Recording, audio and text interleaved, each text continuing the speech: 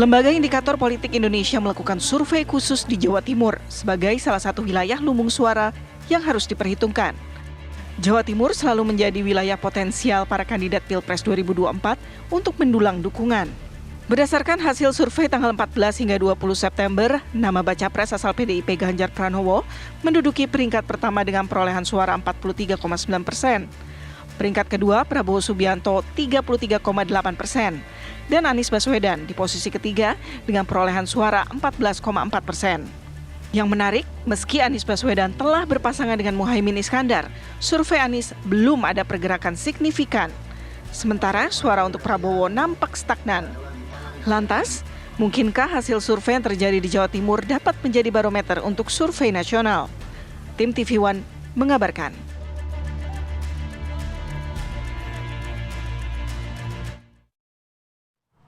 Wih, pantas kemarin olahraganya hari Minggu di langsung ke Surabaya, Jawa Timur. Ternyata memang suaranya Ganjar Pranowo dari hasil rilis yang terbaru ini paling tinggi. Paling tinggi, 43% begitu ya, Via. Nah, ini Jawa Timur sebenarnya menjadi epicentrum juga bagi pemilu 2024 ya.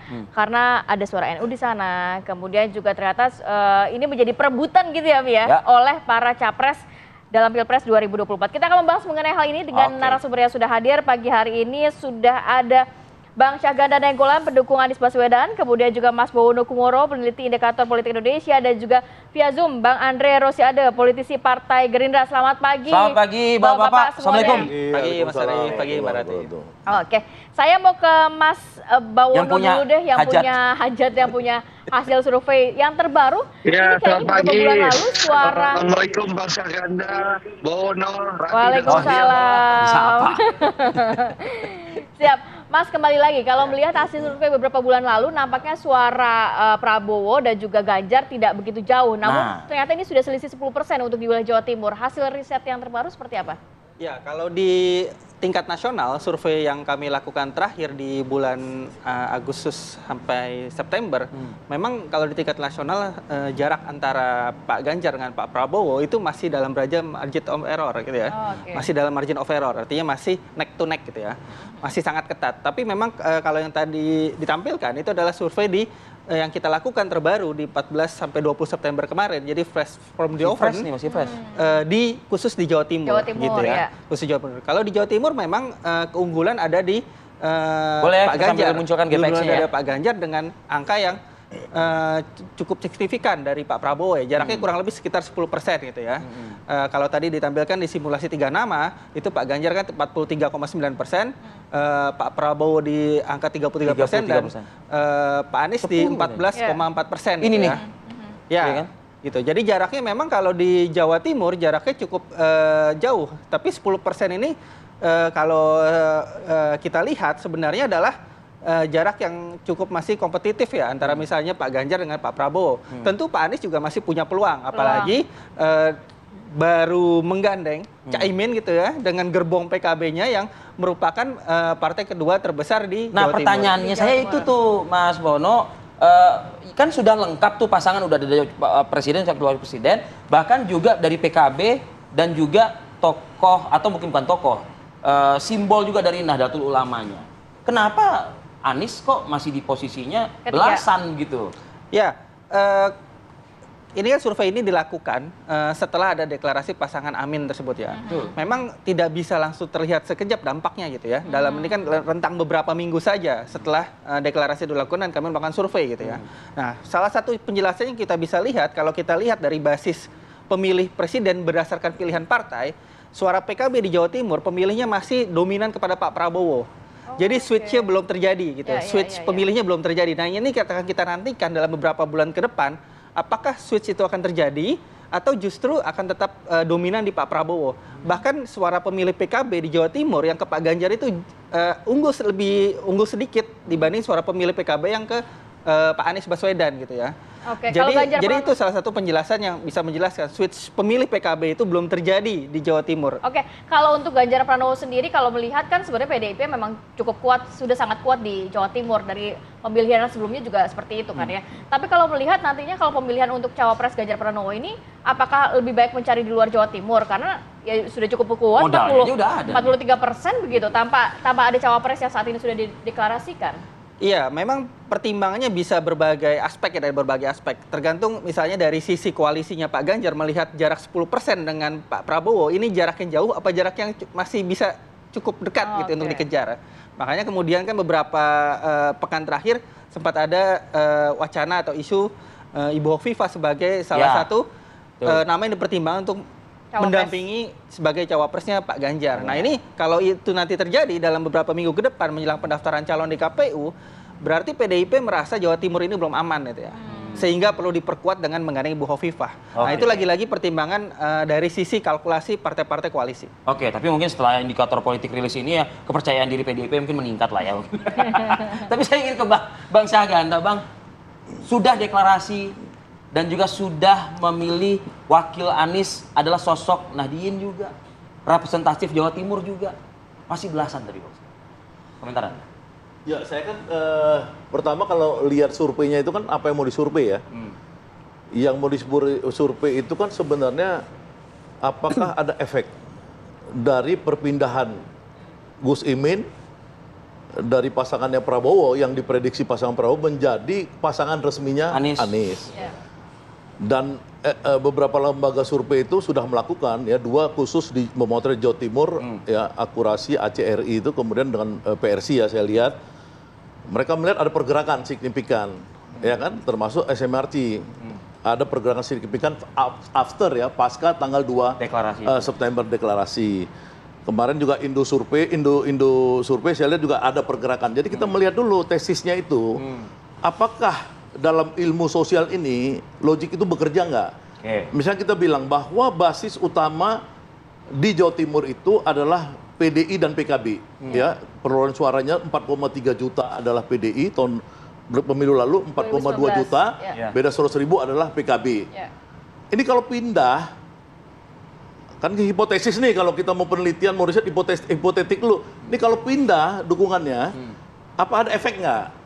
Nah, maka saya percaya ada efek.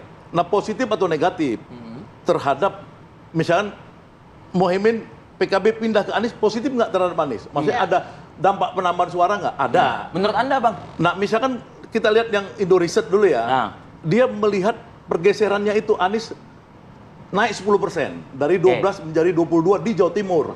Nah, itu yang disebut logik gitu loh, logik ya. Angka untuk yang logik. survei indikatornya logik nggak menurut Bang Syahganda? Ya pasti nggak logik. Loh, kenapa nggak logik? Pasti nggak logik, karena itu pasti kalau kita misalkan gini, saya misalkan pindah ke situ, maka itu kan jadi 3 di situ. Bahkan yang, ya yang lebih menariknya lagi dari survei indikator ini tadi Mas Bawono mengatakan justru malah ke Prabowo, bukan malah ngikut ke Anies. Ya itu makanya saya bilang nggak logik tadi. Ya ini kan maka ilmu sosial itu harus ada logik ya. Survei itu kan salah satu metode observasi ya, kuantitatif. Tapi orang juga bisa lihat dari sisi lain ya, dari kualitatif, dari big data dan lain-lain. Orang semua tahu bahwa itu ada perpindahan ke Anies gitu loh. Ya, apalagi kalau secara nasional ketika terjadi gerakan 1 juta rakyat di Makassar mendukung Anies, ya itu mengelulukan Anies, itu udah bergeser itu makin gila. Kira-kira gitu dari Bang Syahganda memang harusnya kenaikannya berapa persen nih Bang? Di angka berapa? Kalau 14% itu nggak mungkin, nggak masuk akal gitu ya? Oh itu udah itu nggak bener lah. Kalau itu kan survei yang saya anggap sebagai survei normal itu kan semua di atas 20% Anies itu.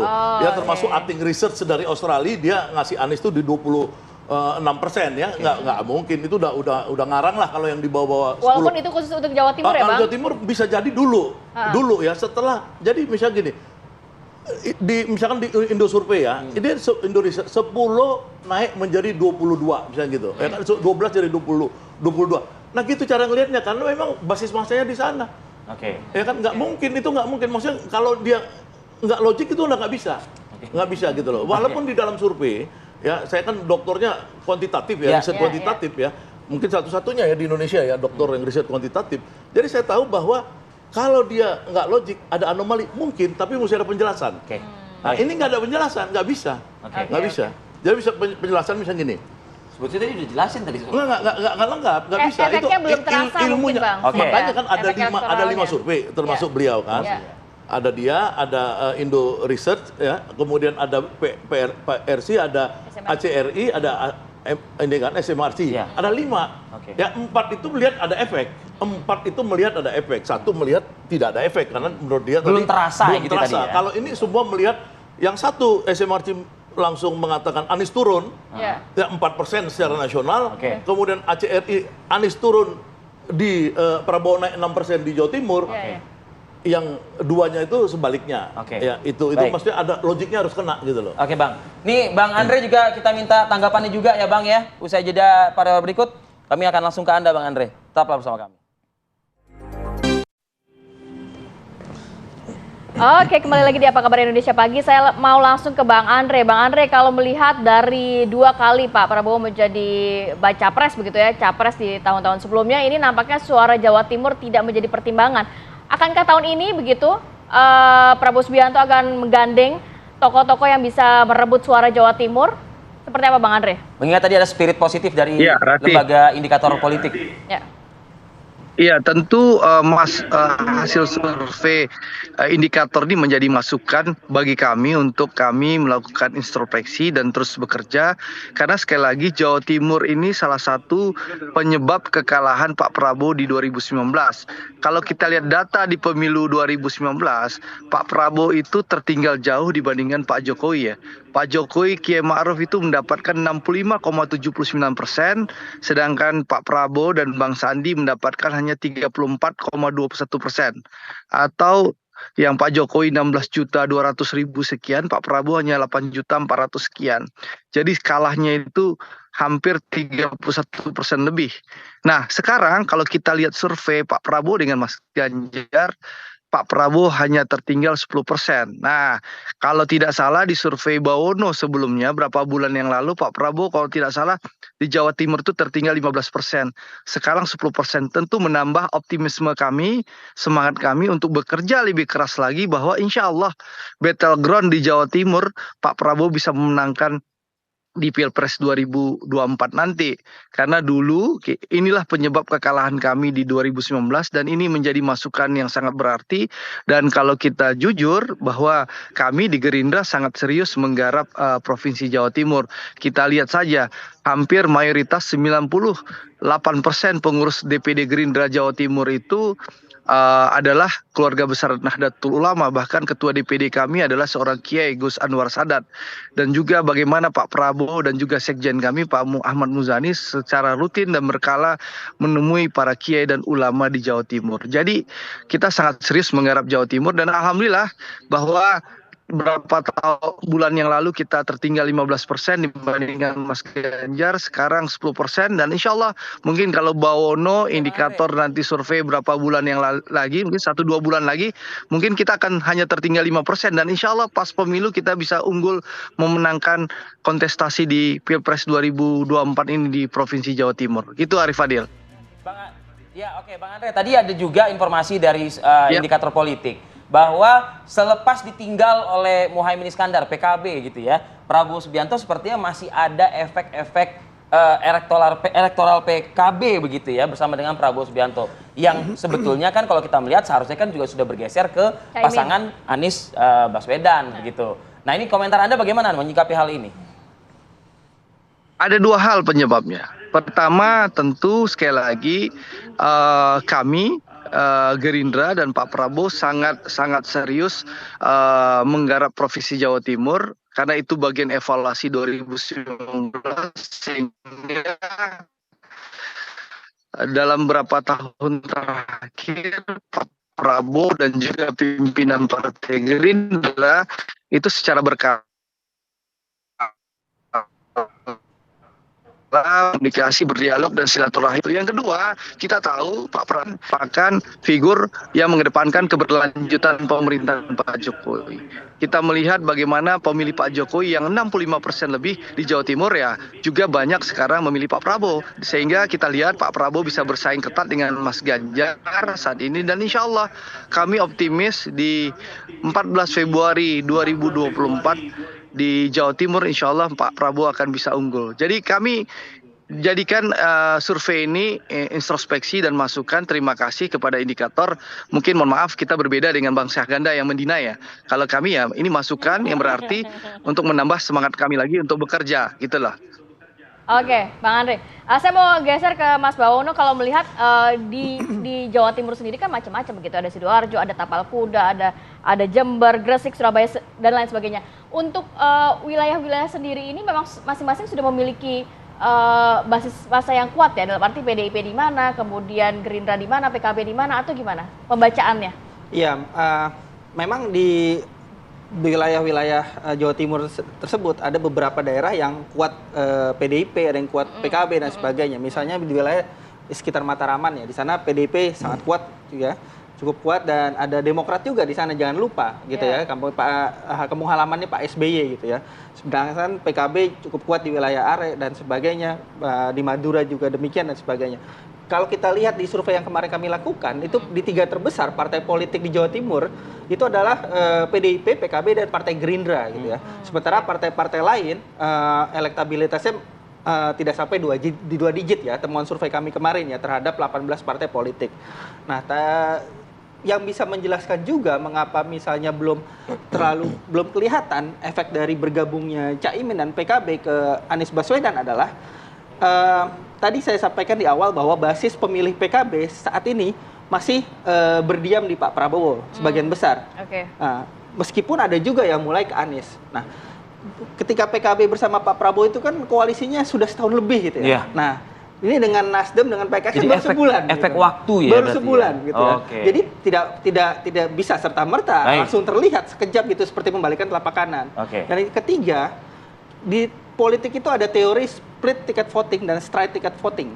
Straight ticket voting adalah ketika elit partai memutuskan dukungan kepada calon tertentu, maka berkorelasi positif diikuti oleh sebagian besar pemilih partai tersebut. Tapi ada juga yang split ticket voting, dan ini umum jamak ditemui di pemilu kita, setiap pemilu kita. Bahwa elit partai A mendukung kandidat tertentu, tapi pemilihnya tidak serta-merta langsung switch mendukung kandidat tersebut. Itu yang mengakibatkan suaranya Anies tidak begitu tinggi. Bisa perlu waktu dan bisa sebagainya. Jadi PR-nya menurut saya bagi koalisi Anies adalah konsolidasi internal yang harus segera dilakukan. Nah, ini kan PKB baru bergabung beberapa masukan dari indikator politik. Konsolidasi enggak Anies itu kalau di tim Anies ini sekarang ini keyakinan itu menang 1 putaran. Ya, jadi bukan lagi kita bicara survei, misalnya kita bicara gerakin orang 1 juta di Makassar, gitu loh. Itu nggak usah disurvei lagi, karena itu orang udah, artinya itu kalau udah masuk ratusan ribu, 1 juta orang mengelulukan Anies nanti di mana-mana, itu nggak usah disurvei. Itu kalau sensus sama survei itu begitu. Survei itu cuma mengambil sampel. Tapi kan yang kita lihat kan kemarin kan terjadi di Makassar. Iya, makanya Anies kemarin datang ke Bandung. Ke Bandung terus puluhan ribu muncul, Anies kemana puluhan ribu. Jadi maksud saya begini, jadi the logic behind survei ini ya harus dilengkapi ya dengan beberapa cara-cara kita mengobservasi. Ya misalnya gini, kalau kita bilang bahwa basis suara PKB Jawa Timur dengan kiainya itu bukan main-main, ya itu beda kalau kita misalkan masyarakat urban yang individual kemudian itu di dalam kurva, ya kalau kurva distribusi itu normal namanya. Ya, itu orang survei bagus masuk di survei, disitulah disebut surveinya itu survei dengan cara survei yang kita nanti. Maksudnya gini, kalau kiai-kiai NU di mana mereka di PKB 15 juta suara itu memblok ke Anies, jangan kita nunggu lagi. Enggak, karena ini bukan masyarakat yang seperti itu, bukan masyarakat yang individual, bukan. Ini masyarakat ada kiai-kiainya. Ya, 15 juta suara itu yang disebut dalam bahasa politik itu namanya blocking vote. Nah, blocking vote ini pindah. Maka beberapa survei melihat ada pergerakan. Nah, survei lain yang melihat penurunan ini mungkin karena apa? Karena dia ini bukan dari kelompoknya Anies. Ya, kalau yang kita lihat yang misalnya pergerakan bagus. Misalkan ada survei bilang pergerakannya 8%, 4%-nya masuk ke Anies, 4%-nya tidak masuk ke Anies. Tapi dia lihat di situ Prabowo-nya turun, hampir sama. Misalkan Indo survei itu, Indonesia bagus saya lihat turunnya sama dengan naiknya. Dan kalau Ganjar statik nggak apa-apa. Ganjar memang tidak terganggu dengan Oke, Muhaimin poinnya dari ini, Bang Syahgana gitu ini loh. masih tidak logis begitu hasil surveinya, dan juga kita tahu masih dinamis sekali ya. Mungkin saja nanti beberapa bulan kemudian setelah bukan dinamis, bukan. Maksudnya memang terjadi, pasti terjadi. Baik. Sayang sekali, Kenaikan Bang, waktu Anies kita sangat Baswedan, terbatas, Bang. Ya di Jawa Timur dulu deh. Kita nggak usah bicara di tempat lain. Jawa Timur karena apa? Karena Wakil Presiden Republik Indonesia udah pasti sekarang dari pihak Anies dari Jawa Timur. Oke. Yang lainnya masih katanya kopi Baik, baik. katanya gitu. Berarti kayak Masa nggak nantang ada ya, efek? Bang Syahgana nantang lah gitu. Kita tunggulah kalau gitu Bang, siapa pasangannya Prabowo, siapa pasangannya Ganjar Pranowo. Terima kasih Bang Terima kasih Syahgana, banyak, Nenggolan Mas. waktunya. Dan Mas Bang Andre Bono terima juga. kasih, Bang Andre Rosidi juga terima kasih. Kami kembali saat lagi masih di Apa Kabar Indonesia Pagi.